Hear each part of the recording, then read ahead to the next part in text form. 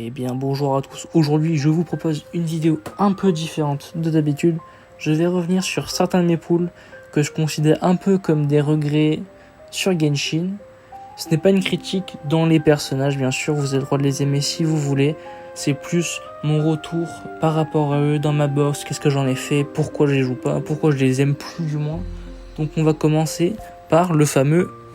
On commence direct avec Xiao, clairement. Son gameplay est unique, il est stylé, mais il a beaucoup de défauts. Déjà, sa team premium, donc c'est Faruzan C6, Furina et Xianyun. Et si vous avez Jin C4, mais bon, on va l'avoir C4. Ce qui est un investissement énorme. Et le pire, c'est que les résultats sont pas si incroyables que ça par rapport à des DPS plus récents, qui demandent moins de setup.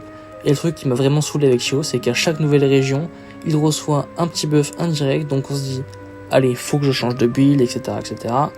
Je vais dépenser toute ma résine, faut que j'ai des bons artefacts, et tu gagnes 2% de DPS en plus à chaque fois. Donc Xiao n'est pas mauvais, je crois que c'est le deuxième meilleur DPS à Nemo. Il y a beaucoup trop de choses à avoir avec Xiao, avec son arme, sa team, etc., ses artefacts qui changent H24, pour au final des résultats qui sont médiocres. Investissez dans une Chaska et vous aurez moins de problèmes. Et lui aussi, il faut que j'en parle, le fameux Hayato. Déjà, pourquoi j'ai pull Hayato? Parce qu'il est stylé, parce que c'est le frère d'Ayaka. Ayaka qui était mon DPS préféré, Cryo, pendant longtemps. Ça l'est toujours un peu quand même. Puis sur le papier, il a un gameplay de fou. J'adore son ulti, il est beaucoup trop stylé. Moi qui suis un grand fan de Ganyu, c'est pareil que Ganyu avec de l'hydro. C'est beaucoup trop fun. Avec son attaque speed qui tape H24, H24, H24, c'est beaucoup trop stylé. Mais le problème, c'est qu'il a des multiplicateurs de merde. Il fait 0 dégâts. Je l'ai build avec 300 dégâts crit. Il m'envoie du 25k. Donc il n'est pas la meilleure option sur la team Taser. Il n'est pas la meilleure option en team Bloom. Il n'est pas la meilleure team option pour les vapes. Donc Hayato va partout, mais n'est jamais la meilleure option, ce qui est très frustrant. Parlons Sigewinne. Déjà, pourquoi j'ai pull Sigewinne? Parce que elle devait assez bien synergiser avec Nevi et Furina. Donc je l'ai pull en pensant bêtement que c'était une bonne idée. Mais en voyant son gameplay, déjà ces petites balles qui rebondissent, c'est nul à chier, on va pas se mentir, c'est pas agréable du tout à jouer. Le soin, je trouve vraiment pas... Il est super fort le soin, mais il est vraiment pas assez fréquent pour Fufu. Encore moi je l'ai C2 Furina, donc elle stack plutôt vite. Et l'ulti de Sigewinne, c'est un truc de mini Neuvillette. D'accord. Il fait pas de dégâts, parce que du coup on la build pas en tout crit dégâts crit, on la build qu'en PV. Elle va jamais crit et tout. Donc son ulti il sert à rien. Avec Sigewinne, j'ai l'impression de pas avoir de personnage. Le gameplay est inexistant. Vous la prenez, compétence, vous ne la voyez plus. Le personnage n'existe pas sur Genshin et c'est un gros problème d'avoir invoqué un personnage. Je suis allé jusqu'à 80 TT pour l'avoir quand même, pour ne pas la jouer, pour qu'elle n'ait aucun gameplay. C'est hyper frustrant. Myoyo, rendez-moi mes primos s'il vous plaît. Maintenant passons à Nilou. Nilou, c'est un personnage que je ne regrette pas sincèrement, car même si je devrais être remboursé du personnage, je ne le ferai pas, car j'adore son chara design et son gameplay peut être amené à évoluer avec Loma et notre Cry. Mais j'espère sincèrement avoir un buff, car dans l'état actuel des choses, depuis Sumeru, Nilou n'a eu 0 buff. Donc c'est pas agréable du tout de jouer un personnage avec une team pendant 2 ans. C'est ultra restrictif, c'est horrible à jouer. Nilou en mono-cible c'est nul, et en multi-cible c'est bien mais sans plus. Surtout que Nilou a les mêmes supports depuis Sumeru, depuis Narita, n'a pas changé de team. C'est restrictif, faut l'avoir C6 pour la jouer en vape, et en vape ça n'a pas des résultats monstrueux non plus. Donc pour moi Nilou c'est un personnage que je veux qu'elle ait un avenir, mais pour l'instant en 2 ans de sortie, Nilou n'a pas évolué, mais j'espère sincèrement que ça va changer car c'est mon personnage préféré de Sumeru.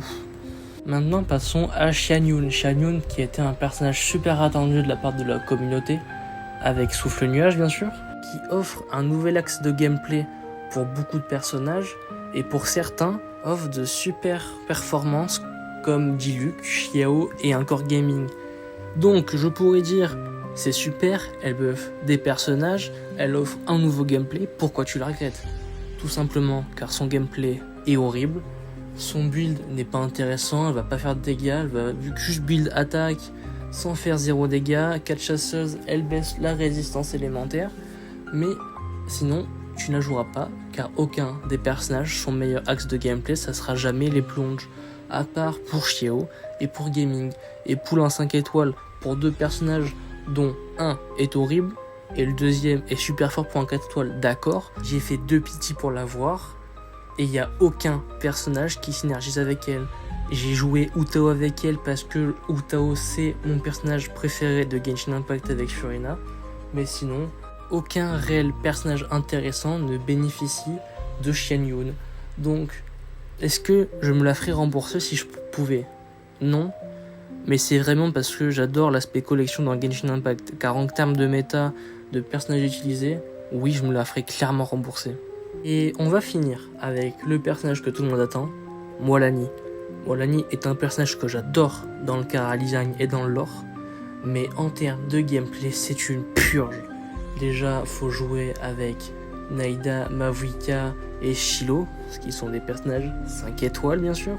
Vous pouvez le jouer avec le voyageur Pyro, mais bon, niveau application, vous aurez le droit à 3 applications, car sinon, l'ulti ne pourra pas taper à la fin avec la brûlure. La compétence qui met 3 plombes à taper, il faut bien avoir les 3 charges. Si l'ennemi bouge, vous l'aurez dans le fion, bien sûr. Faut recharger après avoir fait la compétence, les 3 petits requins, retaper, l'ennemi rebouge, vous l'aurez encore dans le cul, c'est super. Moalani est un personnage avec des super multiplicateurs et j'ai envie de dire encore heureux, mais pour le coup c'est infâme à jouer. Son requin traverse la map constamment avant de toucher l'ennemi. Ça veut dire que vous pouvez perdre les buffs en attendant, ça veut dire qu'elle peut se taper dans le mur des abysses sans toucher tout simplement l'ennemi, ce qui vous fait perdre un DPS tellement conséquent, vous devrez recommencer la salle. Ça sera juste infernal de jouer Moalani, par si vous la maîtrisez à 100%. Mais franchement, j'ai pas envie de m'épuiser à jouer un personnage en abysse, recommencer 50 fois le temps de la maîtriser, juste pour jouer le personnage. C'est pas agréable et ça ne le sera jamais. Donc, personnage que j'aime beaucoup, mais malheureusement, c'est pas fait pour moi. Voilà, ça c'était mes regrets de pool sur Genshin Impact. Je précise encore une fois, ces personnages ne sont pas mauvais, mais pour moi, ils n'ont pas tenu leurs promesses. Dites-moi en commentaire quel personnage vous regrettez d'avoir pool. Sur ce, n'hésitez pas à liker, vous abonner et partager la vidéo. J'espère que ça vous aura plu. Ciao tout le monde, peace.